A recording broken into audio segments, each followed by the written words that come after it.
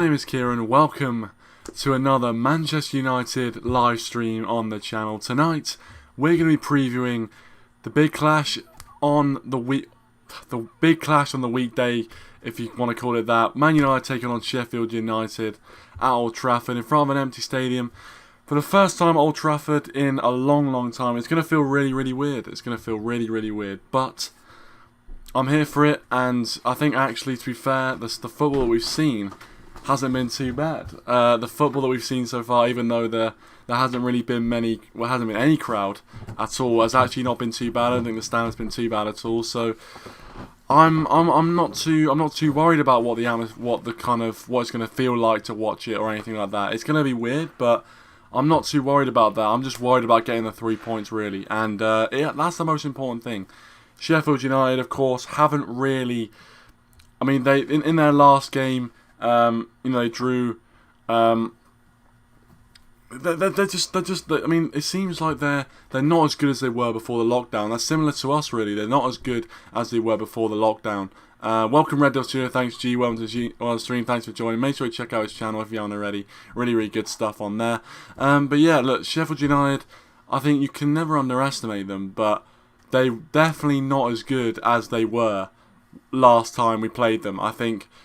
They have some quality in their team, but I think going forward they haven't been great since the restart. And if we beat them, we have the potential, in my opinion, to take them out of the top four take them out of the top four race altogether. Because if we beat them, we not only do we gain 2 points on Chelsea, but we gain 3 points on Sheffield, and then obviously you've got Wolves as well, who are playing some really good stuff since the restart. So I think if we beat Sheffield United, I think there's a good chance that we take them out of the top four race altogether, which is a massive thing. And as well, 3 points take us close to Chelsea.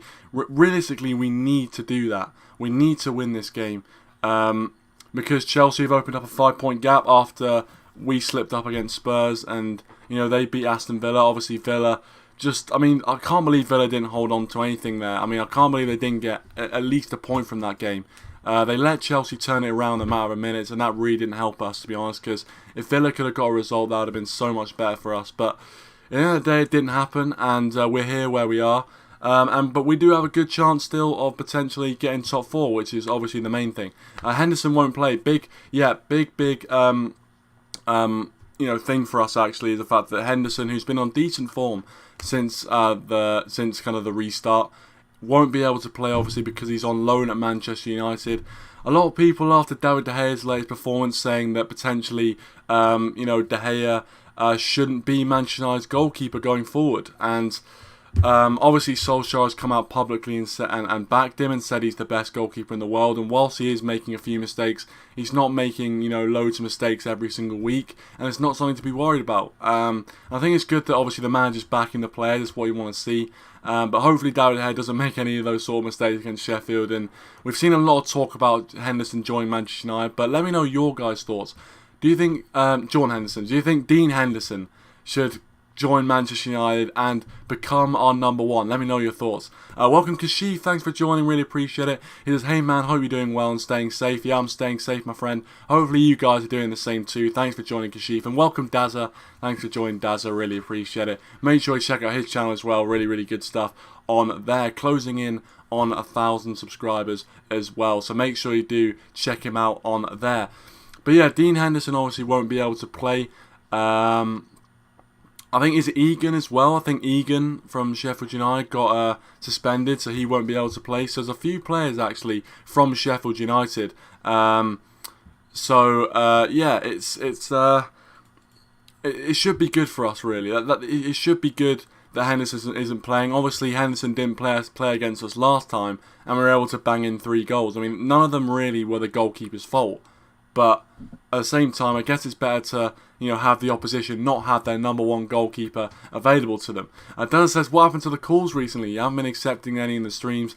Henderson will never start ahead of David De Gea. Well, firstly, with the calls thing, we can try the calls tonight, because I do agree with you that I haven't actually been accepting many calls on my streams. I mean, simply because my internet has been up and down. I have to say that my internet has been up and down. So I've kind of thought that if I don't take the calls, then I can just stream like this, and everything will kind of hold up okay. So hopefully it does this stream. But we can try the calls a bit later on, no problem at all, because I do want to try and see. I want to see if it will work. Because if it does work, then I want to get you guys on. Because to be honest with you, one of the best things about having a channel like this and having a community like this is the fact that I can talk to you guys directly and get you on and talk to you guys about Man United and your opinions, and that's what it's all about really. So for me, I want to try the calls, and I'll probably try a bit later on in the stream, no problem at all. And also, Daz says Henderson will never start over David De Gea. I think you're probably right, Daz, to be honest with you. I think as long as David De Gea is in the squad, I don't see Henderson starting ahead of him. But I think if David De Gea was to leave the club, I think Henderson would probably be the next in line for the throne, if you will. A lot of United fans actually, after David De Gea's performance, were saying that he should start over David De Gea, or Dean Henderson should start over David De Gea. And obviously, in the moment, it's not great seeing that your keeper make a little bit of a mistake like that. But ultimately, at the same time, we know how good David De Gea is, and you can't just turn on him after one poor performance, in my opinion. So that's why, a bit of a disclaimer, in my predicted lineup, I have picked David De Gea in there because I just think dropping him would just be ridiculous. I just don't see that happening at all. But yeah, we will be doing the calls a bit later on the stream, no problem at all, Dads, because I want to try and get you on. So yeah, we'll do that, no problem at all. So yeah, obviously back to the game at hand. We currently sit 5th on 46 points, and Sheffield United are below us, which is obviously good. And the fact that obviously when we first started back after the lockdown, if Sheffield United were to win the game, they would go ahead of us. And I think now it's a similar situation, but obviously they played a game more than us, and they played twice, which also will help us, because the fact of the matter is they played more. They played more than us, and they might be a bit they might be a bit leggy. Obviously, we've only played once. We played on Friday. We've had about a 5-day rest in between games.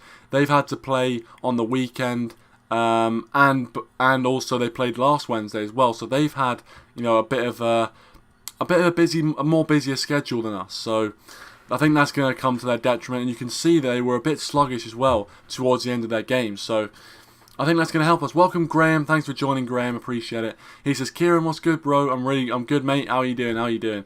He says, thoughts on the score versus Spurs. Also, if we win tomorrow, Leicester will be 6 points away. We have to go on a good run now. No excuses. I totally agree. And I think our running is favourable. You have to look at it. We only have to play Leicester and I think Crystal Palace, is it? Maybe a few teams like that, which can be bogey teams, but ultimately on paper our running is easier than a lot of our other top 4 contenders.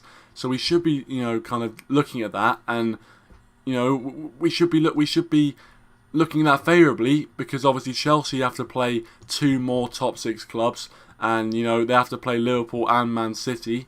So obviously those could be 2 losses. If we capitalise on that, it could be very, very good for us. So as I said, I agree with you, Graham. We need to go on a good run right now. We need to hit fire now. And I think it's about, in the season, it's not about how you start, it's about how you finish. And if we can finish strongly, then I think we can get top 4. Obviously, we have to hope that Chelsea mess around and drop a few points here and there, and I think they will do, because I don't think their squad is that great. I think next season, if they bring in Werner and Ziyech and all them, which it looks like they are, their squad is going to be very, very good. So we have to take the opportunity now to try and knock them out of the Champions League, and even Leicester as well, try and knock them out. Also, Pogba and Bruno have to start together. Well, Graham, we'll get onto that in just a second. In fact, we'll get onto that now, why don't we? Because obviously the Pogba and Bruno debate is going to be raging on up and down the country, up and down the world, in terms of Manchester United fans. And I think a lot of people can agree that Bruno and Pogba did decently against Spurs. Obviously, they had a few good moments of kind of passing together, and they seemed to link up well.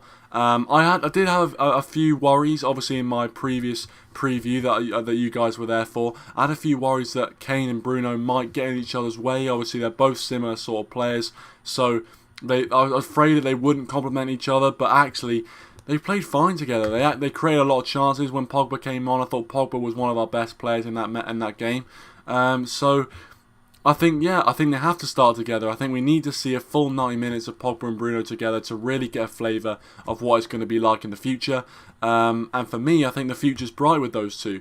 And I think Bruno Fernandes is probably going to be a little bit further forward. I think he's better at playing the kind of shorter, more snappy passes into the box, try and link up the centre attacking midfielder to the strikers, while Pogba is a bit more of a quarterback role where he's pinging balls from deep and he's finding people, like that one he did to find Marcus Rashford. If Rashford had a better touch and finished that, I think a lot of people would be praising Paul Pogba more than they already are right now.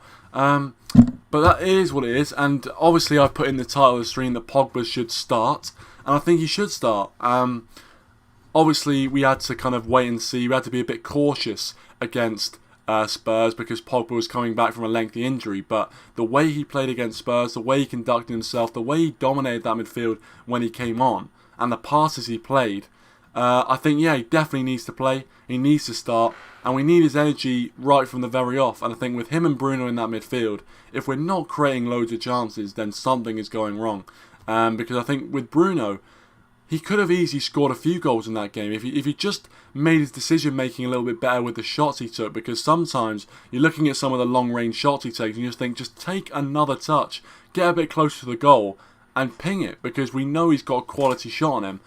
I think if he takes it a little bit closer to the goal, I think he's causing a real problem. So, Red Hill Sugar G says, can't play McTominay and Fred together, drop Lindelof and play Bailly. Yeah, I think you're right. You can't really play McTominay and Fred together. I think you do need to look at, obviously if you've got Pogba and Bruno in the team, you can't realistically play McTominay and Fred. I think Matic as well is the option we should be going for. But I think, McTominay and Fred are very similar type players, and whilst obviously McTominay I thought actually didn't do too badly when he started against Spurs. He didn't do too badly.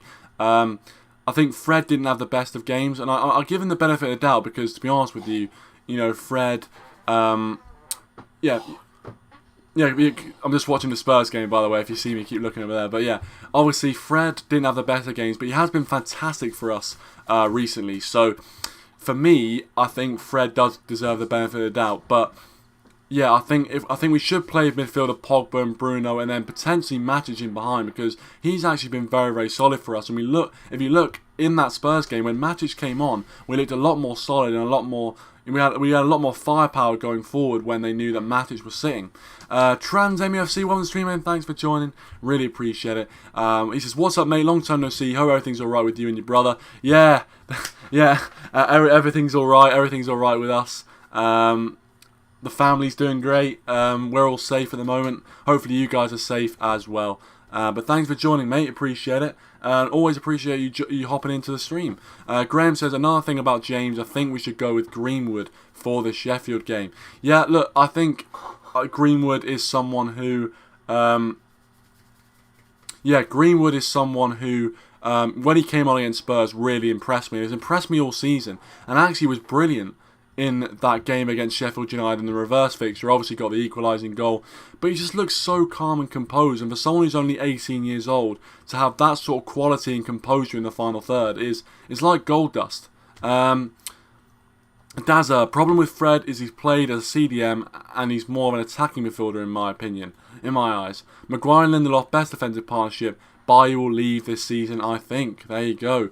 Dazza thinks Bailly's going to leave. Well, I mean, look, I think it's good to have that sort of competition in the defensive options. I think if you don't have that high quality competition, then you have no motivation for those players. And you need to keep those sorts of players on their toes. And I think with Bailly, Lindelof and Maguire competing for those centre-back places, I think it does keep them on their toes. For me, I would say Maguire and Bailly is probably our best centre-back partnership. I think Lindelof is good with the ball, but I think in terms of his presence physically, I don't think he's there yet. I think he could potentially get there, but I don't think he's there yet. I'm not saying he's a bad centre defender, I just think physically he gets dominated quite a lot of the time. And obviously you could argue he's a little bit at fault for not covering for Maguire for that goal. Obviously Maguire was also at heavy fault as well. Yeah, obviously, yeah, Jonathan Woodgate from Borough got sacked. Yeah, that was. I was as soon as I heard the news, I was thinking, how does Dazza feel about that? I literally thought about that. But yeah, Gio says I also would start Mata instead of Greenwood and James. He's very creative. I think look, Mata is a bit of an unsung hero. Like obviously he doesn't have the pace, and when we're looking to counter attack, Mata is just kind of goes against what we're trying to do. Obviously he is creative as you said, but I think when Mata is on the ball, he can cross it, he can play a diagonal ball, he can do that sort of thing. He's got the quality, and at set pieces he's very, very good often. But obviously when we're counter-attacking, having someone like Mata on there is a bit counterproductive. You need someone like Greenwood or Daniel James to be able to run into the channel as an outball. Obviously against Sheffield, you would say that we shouldn't really be looking to counter-attack that often, but we actually play a little bit better, in my opinion, when we are counter-attacking. We play a little bit worse when we're the team having to go and score the goal and the other team squeezing us and defending solidly. When we have most of the possession, I actually think we're not as good. So for me, I think counter-attacking wouldn't be the worst thing. Obviously, when you're counter-attacking at home against Sheffield United, it's not a great look, but whatever we need to do to win the game, in my opinion, is what we should do.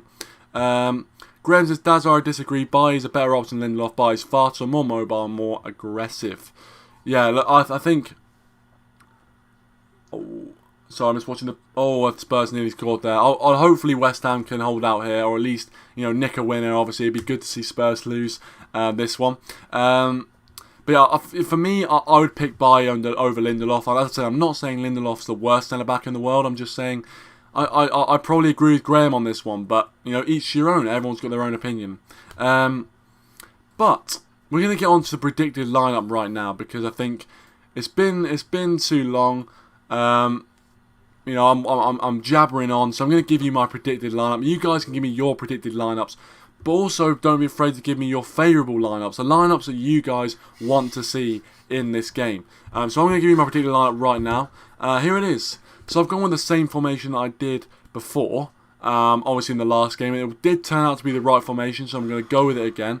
I'm going to go with the 4 at the back, obviously De Gea in goal. Solskjaer has publicly backed David De Gea after the bit of the mistake he made against Spurs. I think David De Gea is still one of the best goalkeepers in world football. I think even though he's made a few mistakes, he's proven time and time again that he's a fantastic player and he's saved our arse on multiple occasions. So for me, I think he's the best we've got, and I don't see why we shouldn't play him. I've gone with the same back 4 that I predicted for the last game. Obviously, I've gone with Bailly centre back next to Maguire. It's tricky this one because obviously Solskjaer does seem to like Lindelof, but for me, I've gone with Eric Bailly at centre back with Maguire and Wan-Bissaka on the right, Luke Shaw on the left. I think, in essence, that is our strongest back 4. I've gone with Matic, Bruno and Pogba as the midfield 3. I think Matic being that kind of sweeper, being the kind of stalwart at the back, and freeing up Bruno and Pogba to go forward and create things. And then the front 3 of Greenwood, Rashford and Martial. Now, obviously, Martial and Rashford are the 2 players which could potentially, switch positions. Obviously, they both probably feel like they're number 9s in their own right. But for me, I put Rashford up front, Martial on the left wing, Greenwood on that right wing, because when Greenwood came on, he was fantastic. He was so good. He showed so much quality. So, yeah, I'm hoping that is the lineup that's going to be shown. Maybe Daniel James might start again, but for me, I'm going to go with that lineup. Let me know what you guys think about it in the live chat right now. And if you're watching as a video, in the comment section below as well. Make sure you check it out. Dazza says I went for 1-1 in Super 6 for Spurs, so hope it's a draw for... Oh, of course, well, West Ham have just scored... No, Spurs have just scored against West Ham. It was an own goal from a corner, so that's a bit disappointing. But obviously West Ham, they created a few decent chances, so they've still got another 26 minutes or so to... Actually, is that a handball for Davinson Sanchez? Oh, no, it's not. Oh, they're not checking that. But anyway, it is 1-0 to Spurs, definitely. Perfect formation, says Graham. Yeah, well, that was the formation that I predicted anyway, to start last game, and obviously it came out as that. So it is what it is. Daniel says I'd rather start Fred and McTominay over Matic. I'm not a fan of Matic at all, to be fair. Yeah, look, I think if you would have asked me the question who's better, Matic or McTominay or Fred, a few months ago, I would have definitely said Fred or McTominay. I wouldn't have said Matic, but to be fair to Matic, he's come into his own a little bit. And actually, when he came on against Spurs, I didn't think he did too badly. I thought he really did, open up that. He really did open up. It helped the likes of Bruno and Pogba to go forward and create and not have to worry about defending too much. And that's what you need, especially when you're chasing a goal. So yeah, I'm happy to put Matic in, but obviously, McTominay and Fred, I don't think they do too much of a worse job. But for me, I think Matic should go in. But that's my predicted lineup anyway. Look, listen, we need to get 3 points. That's all that matters in this game. The 3 points is all that matters. I don't care how it comes, really. I really don't care. But as long as we get it, we're in for top 4. We need to put pressure on Chelsea. They've got a few big games coming up. If we can win this game, we can distance ourselves from Sheffield United. We can put pressure back on Chelsea, hope they get beat, and then we have a 2-point gap with 7 games to go. And that is very much gettable. In fact, 1 win and we go into the top 4. 1 win for us, 1 loss for Chelsea. We go into the top 4. And this is what you need to do. In these sort of top 4 races, you have to be ruthless. And with our running, we should be ruthless. And with the players we've got and the way we played, especially in that second half against Spurs, where we dominated, really. If we play like that, we should get top 4. Especially if Chelsea slip up. Obviously, if Chelsea somehow manage to keep up an amazing run of form, then what can you do? You can't do much about that. But we need to focus on ourselves. We need to focus on our own games, and if we win our own games, that's all you can do in these sort of races. That's all you can do in a title race. You need to just focus on yourself, win your own games, and just put pressure on the opposition, and that's what we need to do. And I'm confident we can do it against Sheffield United. I don't think it's going to be an easy game, by no stretch of the imagination. I think Sheffield United are always a difficult nut to crack. Even if they're not playing the best football, they're always a difficult nut to crack. So, it's not going to be an easy game, even if we are playing at Old Trafford. Obviously, there's no fans to help us out, so it's a bit of a level playing field, really. I think we can get the win. I think we will. My prediction is that we will get the win. I think it'll be close. I predicted 2-1 for the Spurs game. Obviously, it ended 1-1. I mean, a draw here is just not enough. It really isn't enough. So I'm going to give my score predictions right now for the... I'm going to give my score prediction. West Ham have got a free kick here. I don't think it's going to come to anything, to be honest. But obviously, I'm going to give my score prediction for the game. Let me know your score predictions in the live chat right now. I want to see what you guys are thinking. But for me, I'm going to go with a 2-1 win to Manchester United. I'm going to go for it again.